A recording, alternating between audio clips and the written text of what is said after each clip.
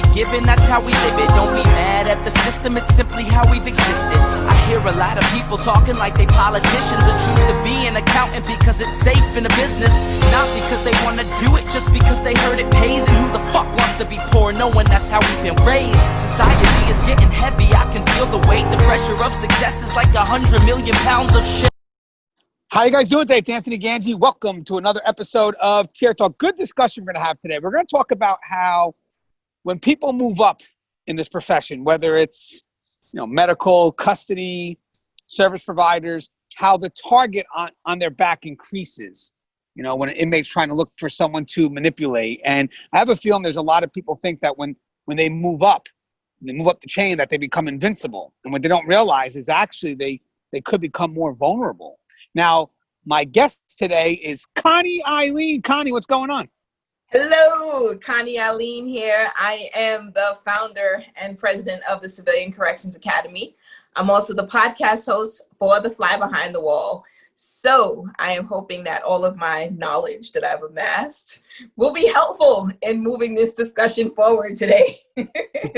I guess we'll just figure that out as we go on. All right, guys, comment below. So figure out where we're going with this.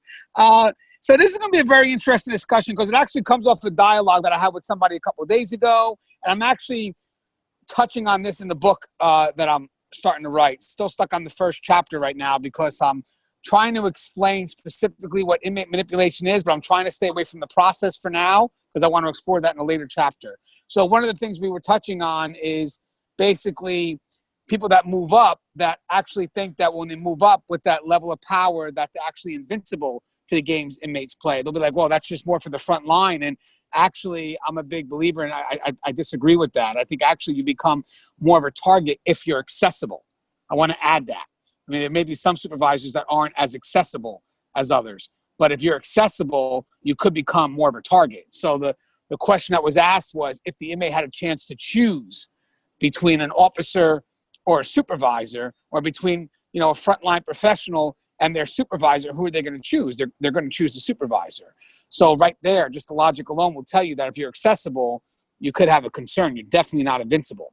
Now, guys, if you haven't, the show Tier Talks for you, brave men and women that work in corrections. So please subscribe, interact, engage, comment, hit that bell. Bell's going to notify you every time I post a video. We're going to go to our sponsor, and when we come back, we're going to be talking about moving up in the chain of command. And does that make you more vulnerable to the games that inmates play? Stand by. I wanted to attend a university that had an intelligence program. I wanted to look at problems different. I wanted to increase my critical thinking abilities. AMU offered those avenues to expand. Obtaining your degree as an adult, you're actually paying yourself and investing in yourself. You can't put a dollar on it, it's priceless. It's something that can never be taken away from you. American Military University. Learn from the leader. Guys, inmate manipulation is a course that is highly needed. It's the process that's so slow moving and subtle that you don't realize it's happening. When inmates choose to manipulate, they manipulate our need to react. Situational awareness and insight is going to save your career. It's going to save you from doing foolish things. Listen to your gut. So the more insight we have, the more we can recognize what isn't so overt, and we can correct our behavior before we fall into a trap that we can't get out of. If you allow an inmate to pull you out of your prescribed role, you are opening up a door for a host of problems. Inmate manipulation, the psychology behind inmate manipulation. Available now. Link in description. All right, and we're back. So, Connie, before we went to break, before we went to a break, however, whatever you prefer. We're off today, but we're going to keep it going. Before we went to a break or to the break, I touched on some supervisors that believe that, as they move up, they become invincible. They believe that they are no longer susceptible to the games that inmates play. What's your thoughts on that? Do you agree with them or do you disagree? So I think that when you become a supervisor, you actually become more susceptible to the games as long as, so I think accessibility is one thing, but I think the fact that as a supervisor, your scope is much broader. So you have more authority, you have more ability to use some autonomy and to use your judgment. And so I find that, the offenders will try to get to that supervisor because you can approve the thing that they're looking for, whatever that thing they're angling for. You have the authority, it's within your scope to say yes or no to something, which is above the officer, which may be above medical, because the supervisor can come to me and say, hey, Connie, I need you to do this, that, or the third for this offender. I'm not necessarily going to question it if it's not, as long as it's clinically appropriate, I wouldn't necessarily question it because it came from another supervisor, so I feel like when they have the ability to access someone who has more authority, who has, I think, less people to go to for a second signature, for example, I think they're more likely to try to use that as the angle to get whatever it is that, they think you can give them. Yeah, and I like how you say the bigger scope, because the bigger span of area to control, because I believe, and I'm 100% with you on this, is that you're going to have, as a supervisor, control the people that are going to present the first initial obstacle to the game being played. So if given the chance, and again, if the supervisor is accessible, I'm going to go for the supervisor if I'm a manipulative inmate. And the funny thing is I never thought of saying the word accessible because it just never came to my mind until what happened recently was I was having a discussion today with someone that I work with, and they basically said, no, I think the supervisor isn't as vulnerable. And as we're going back and forth, and I'm trying to say, well, why do you think that? And because, Gangi, they're going to be less accessible. They're not going to be as accessible as the other front line. I said, okay, but I don't think that's what I'm asking, though. I'm asking, are they vulnerable? I mean, is there a reason why an inmate would choose them over others? Oh, well, yeah, Gangi, I guess so, because of that span of control. The fact that you have control of the bigger area and, of course, over the people that could present those obstacles. So I thought it was unique how we're both adding accessible into the mix, because there are going to be some supervisors that are not accessible. And I just want to make sure I know it's very busy in our lifestyles, but you're right, though, because there are going to be some supervisors that aren't directly accessible. One of the things that we actually mentioned today, which I thought was unique, was you could have some supervisors that become supervisors in the same facilities that they were frontline officers in, or frontline medical professionals or service providers. So now, even if not only are they accessible, because they could be, but the inmates know them because they know them when they were working with them, when they were frontline professionals. So another good reason to maybe switch out once in a while. But do you agree that there are going to be some supervisors that are accessible to the population? So absolutely. But I think that those supervisors who moved up in rank in their facility certainly have a different type of relationship with the population. So yes, there could be some vulnerability there because of that.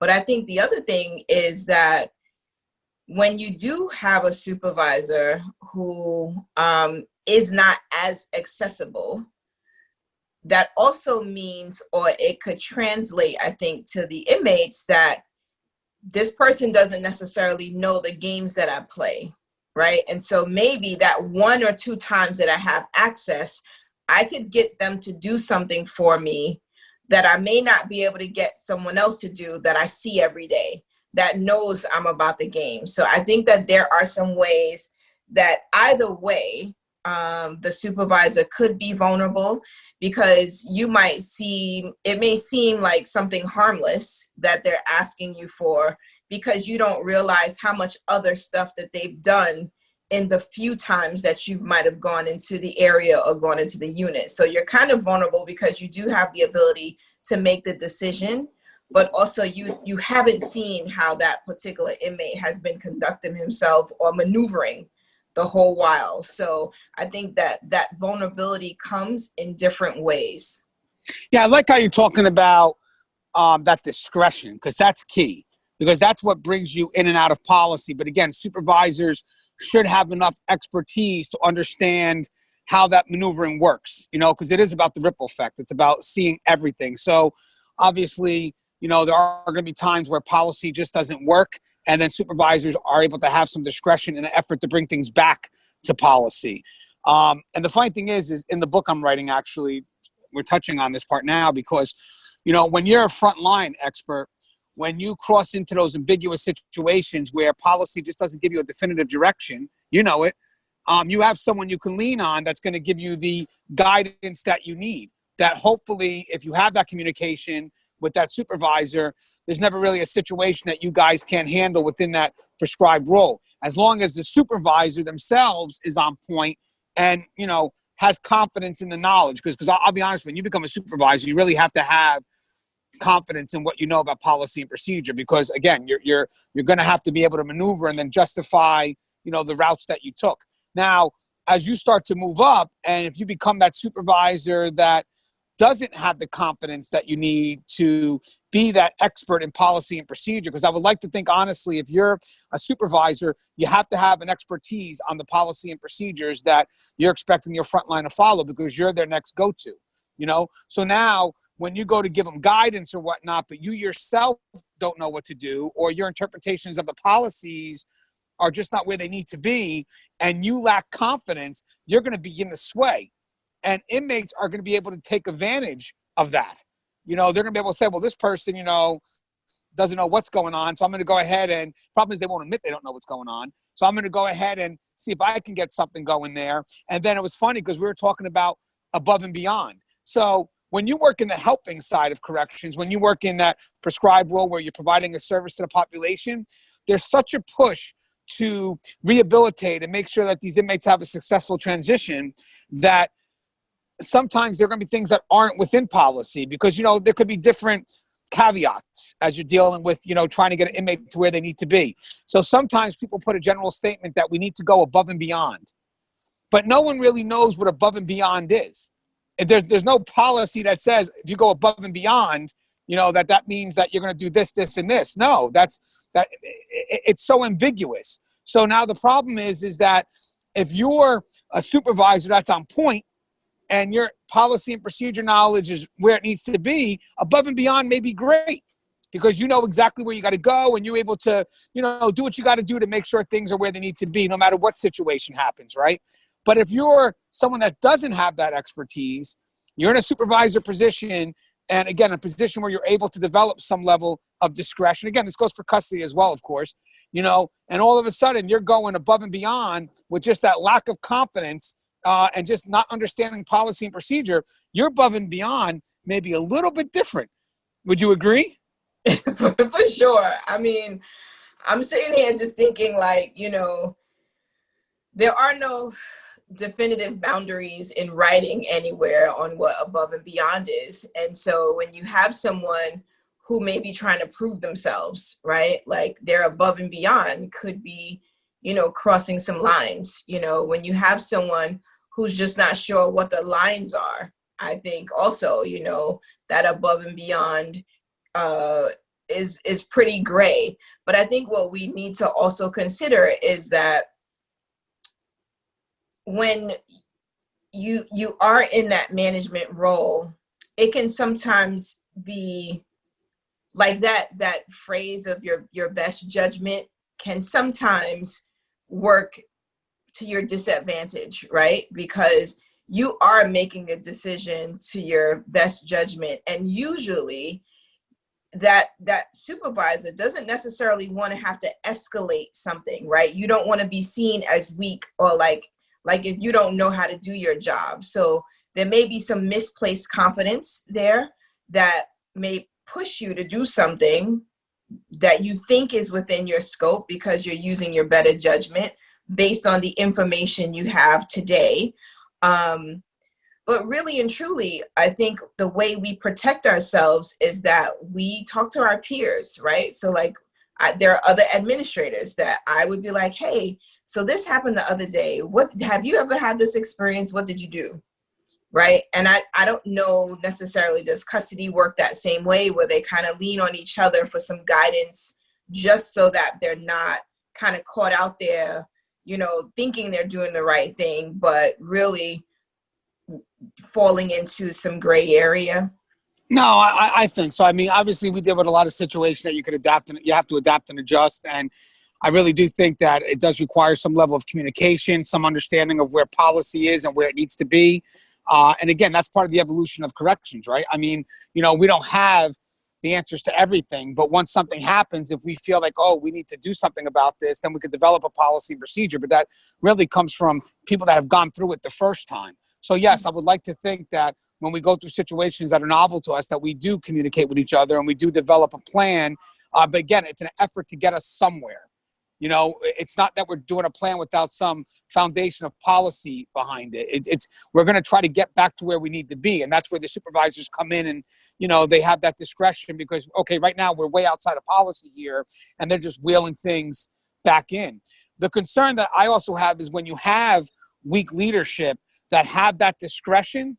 Now, again, this is not something that's definitive. This is discretion right now. So, this is an avenue to bring things back. So you may have a lot of subordinates that are willing to follow that supervisor because there is nothing written at this point. We're trying to create something. Now, if you have a supervisor that's a little weak with their understanding of policy, a little weak with how they want to utilize discretion, and they're under the control of, let's say, an inmate, who just, however that connection happened. I mean, we've had many dialogues of how that connection can happen. Let's just say at that point, that's where we're at. The problem is that supervisor now can bring the subordinate staff down a path where they're all caught up, where they're all compromised. So definitely a level of confidence with policy and procedure. I mean, I would like to think it starts off as a frontline professional, then you carry it with you. But if you really don't have that, then you better wake up and realize that. Don't fake the funk, because at the end of the day, you're going to get pushed and swayed. And the problem is that you're not just responsible for yourself anymore. You're responsible for the people that you also supervise. And I'm sure you have some people that you've dealt with, Connie, that really just didn't have a comfortable understanding of policy, but they would sit there and defend their position. You're sitting there like, man, you're way off. And they don't even realize why they're off. I mean, in some cases, we were even talking about, someone, let's say it's under the thumb of an inmate. So let's say I have a supervisor that has a concern for an inmate and they bring it up to, let's say my attention at the higher level, right? And I go ahead and I address that concern. They come back and they follow up. I'm okay with the initial follow-up because maybe you're just closing off some notes and, doing what you got to do to say, okay, I passed it off and this was the result. But then sometimes you get the concerns where they don't like what was done. And then when you try to explain to them why it has to be done this way, they're defending their perspective. And you're listening, I'm like, man, everything you just said is so way off from what we do at this facility, and they're still defending their position. And then I'm sitting like, well, this is a supervisor now. This is a person that's in charge of 15 to 20 employees. So now I got to worry about not just, what this person does or what this person's perspective is on what we're trying to accomplish, but what they're passing along. I mean, I'm sure at your level, I mean, I think when it comes to correcting a supervisor from something that they just don't understand, but they don't want to admit it, you really have to get on them, right? Would you agree to that? For sure. So, I mean, here's the thing. I think that, supervisors certainly have the best of intentions, but I think we also have to get a little better at, so the policies, procedures, administrative directives, I mean, if you read it and you never talk to someone, you don't know historically how we've interpreted some of the policies, the procedures and such. And so you may come away with your own understanding based on your experience. And sometimes it could be a little bit off. I think that in those instances where we find that you have someone strongly taking a position on a policy or procedure or something that we know is just not the direction that the organization is going in, like it matters that you take the time to explain the what, the why, the history behind why we do certain things and how we got there, because sometimes they just don't know. And I mean, sometimes it's also just giving some insight to the supervisor that, you got to be willing to learn, right? Like none of us know everything. Right. And if you get to a point where you're no longer coachable or no longer teachable, I certainly get a little more scared about the way you're conducting business on your own. Like, how are you, supervising other staff? How are you managing the population? If in fact you think you know everything, and when you're being given direction, you're still taking such a strong stand against what you're being told, Yeah, that is. I don't know if people watching this now are probably going to think like, man, that is scary. Yeah, because I mean, as you're trying to explain what it is and they're so adamant against it, it's like, yeah, but now it's not just one person. What is this person going back doing? Also, the perspective too. Reason why supervisors, especially if you're especially if you're accessible,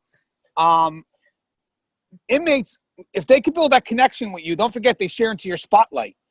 They share into who you are and that level of authority. And inmates will be quick to throw that name out. If they do something foolish and the officer goes to step up and say, hey, I'm going to write to him, it goes, yeah, well, I'll go talk to, Sergeant such and such, or, Lieutenant such and such. And the higher it goes, the worse it gets. And that's why we always tell people that perspective is so paramount, because people don't realize that if you go ahead and really have what looks to be a closer perspective to the inmates than you do to your front line, you're disenfranchising your front line, whether you mean to or not. Just that perspective, because the inmates want your staff to see that. Trust and believe, because something's implied there. So they want the front line to see that connection. However, it may not even be a real connection, but you yourself as a supervisor should be self-aware and say, well, how does this look to everybody else? How does this inmate look when they're talking to me at the podium, or when I come in, they go right up to me, or I go right to them? How does that look? Where's the priority going? Is the priority going to the population, or is it going to my staff? And unfortunately, I know there's some people that relate to this. It happens a lot. It happens a lot, and people don't realize that you're set in this perspective that really just, it actually prevents staff from doing what needs to be done. It makes them even hesitant, actually. And I'm sure you've dealt with supervisors that, kind of play a little too close to the inmates, and then you're probably sitting there like, well, how does your staff view that? Mm-hmm. Yeah, I mean, I had, nursing supervisors who, they worked hard. They bust their tails. They did everything they had to do. And because they're in that position of advocacy, of troubleshooting, of problem solving all day long, I've had inmates say, oh, supervisor so-and-so said that I could have this when I come down next time. Did she really? And I think that's when it makes it even more important for us to have open communication, so that we don't misunderstand the relationship, right? Like, okay, this nurse has probably been working with this inmate as many times as he or she has been in the facility. And so the inmate may see a familiarity, whereas the nurse is like, I'm doing my job, right? And just because the inmate may feel like I'm familiar with this person doesn't mean that that nurse is in any way compromised from a professional standpoint. But I feel like when you have an inmate who comes down and says, oh, nurse so-and-so said this, or, Connie said that I could have that when I come back to the clinic next time, like, that's when the communication becomes that much more important. So that, one, there's no misunderstanding what Connie's intentions are. There was no misunderstanding of the relationship between Connie and the inmate.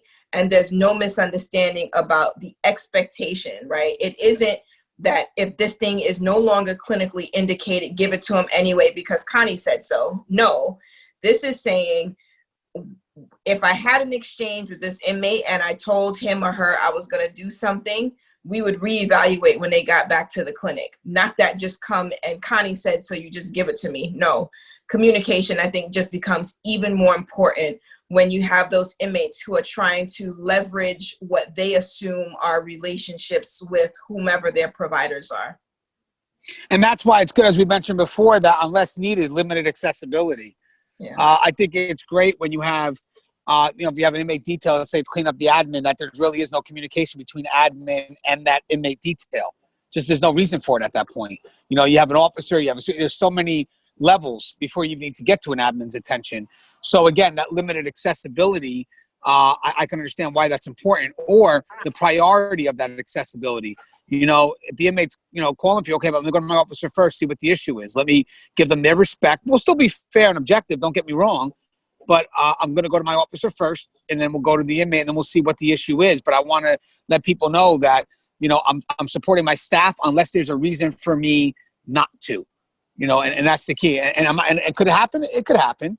But for the most part, let me see what staff, has. That's their concern. And then if things are correct, I'll use that as my context to make my, whatever the decision has to be. Also, there was something else I wanted to touch on when it comes to being a supervisor, is that you also become a way for inmates to circumvent the rules. Now, we talked about that. Yeah, you already know. We talked about the discretion that they have. And more importantly, the discretion partnered with the fact that I oversee individuals. So the inmates actually will utilize that supervisor to also circumvent the rules. So I'm getting told by the officer that I can't do this.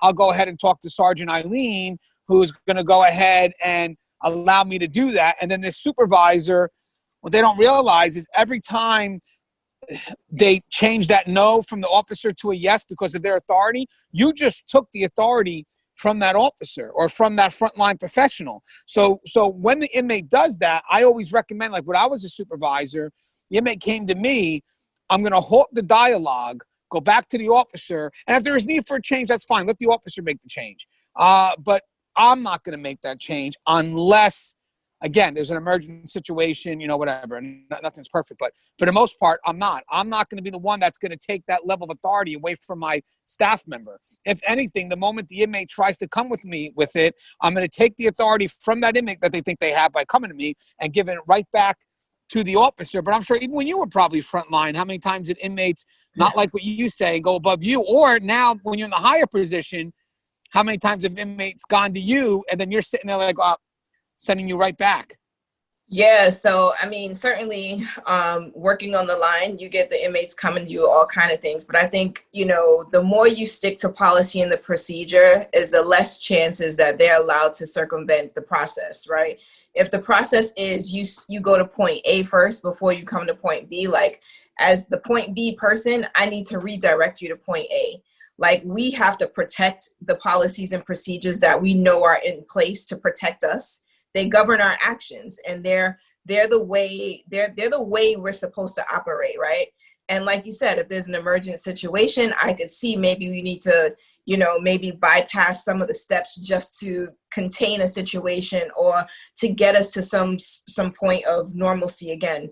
But at the end of the day, there is no, you just come to the administrator for something, but you circumvented the whole process of dropping a note, being triaged through medical, the nurses, all of that stuff is in place so that when it gets to me, it's because nothing else could have been done to support whatever your need is, and I feel like as leadership, like we have to be able to say, okay, well, I'm going to send you back down the chain of command. Right? Like, because there's many times where like the nurse will come to me, oh, I didn't get to see so-and-so, the officer didn't call. Well, did you talk to the officer today?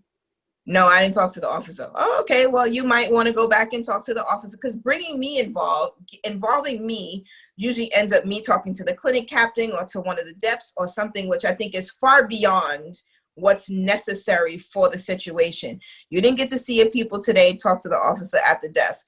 If you've talked to the officer and he's like, whatever, that's different. But if you haven't talked to him and you don't know why you haven't seen your people, coming to me isn't the right step. I've even had to just redirect the nurses to the nursing supervisor.